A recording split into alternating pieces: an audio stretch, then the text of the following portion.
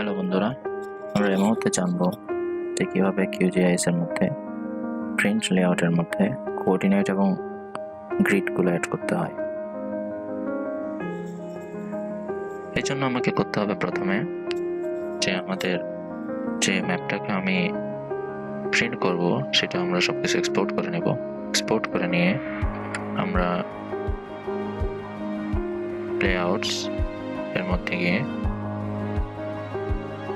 New print layout এর মধ্যে click করব। ইরান ম্যাপস, তারপর আমাদের একটি প্রিন্ট লেআউট তৈরি হবে।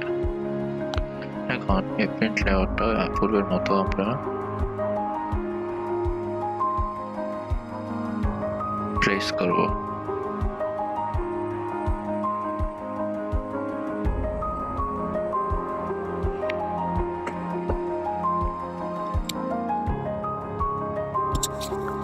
এখন আমরা দেখাবো কিভাবে ম্যাপের মধ্যে গ্রিড এবং কোঅর্ডিনেটসগুলো অ্যাড করতে হয়। প্রথমে আমরা দেখাবো গ্রিড অ্যাড করা। গ্রিড অ্যাড করার জন্য প্রথমে আমাদের এই যে ম্যাপে ক্লিক করতে হবে। ম্যাপের মধ্যে ক্লিক করার পর দেখা যাবে যে আমাদের যেগুলো বন্ধ করি তাহলে এখানে গ্রিড একটা লেখা আসবে। গ্রিডের মধ্যে গিয়ে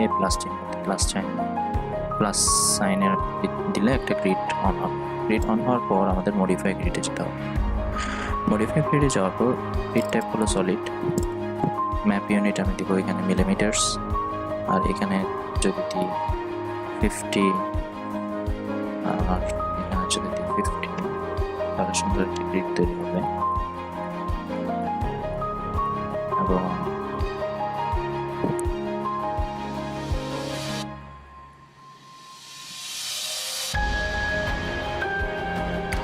সুন্দর একটা গ্রিড তৈরি হবে। পরবর্তীতে আমাদের ফ্রেমের মধ্যে আমরা জেব্রা ফ্রেম অ্যাড করতে পারি। জেব্রা ফ্রেম অ্যাড করলে ফ্রেমটা দেখতে অনেক সুন্দর হবে। এখন হলো কোঅর্ডিনেট যোগ করার পালা। কোঅর্ডিনেটে যদি যোগ করতে হয় তাহলে একই দিকে মানে একই রোতে কোনো দিকে না যেয়ে নিচে দিয়ে যখন স্ক্রল করবো তখনই দেখতে পাবো এখানে যে ড্র কোঅর্ডিনেটস লেখা। ড্র কোঅর্ডিনেটসের মধ্যে এখানে ডেসিমেল আছে with suffix, degree minute with suffix. আমরা সাধারণত ডিগ্রি মিনিট ব্যবহার করি অথবা ডিগ্রি মিনিট ব্যবহার করি। ডিগ্রি মিনিট ব্যবহার করলে কত ডিগ্রি কত মিনিট, এই কোঅর্ডিনেট সিস্টেমটা এখানে অ্যাড হয়ে গেল।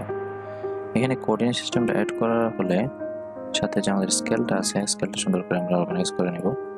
সাথে লিজেন্ডটা আমাদের যেভাবে অর্গানাইজ করে নিব। কিন্তু আমি এখানে লিজেন্ডটা দেখাচ্ছি না, এই জন্য যে আমরা লিজেন্ড আগে আমরা দেখে ফেলেছি। আমাদের এখন শুধু দরকার হলো গ্রিড এবং কোঅর্ডিনেটসটা অ্যাড করা। বন্ধুরা, এইভাবে আমাদের গ্রিডস এবং কোঅর্ডিনেটটা অ্যাড করতে হয়। ভালো থাকবেন, সুস্থ থাকবেন। আপনাদের সবাইকে ধন্যবাদ।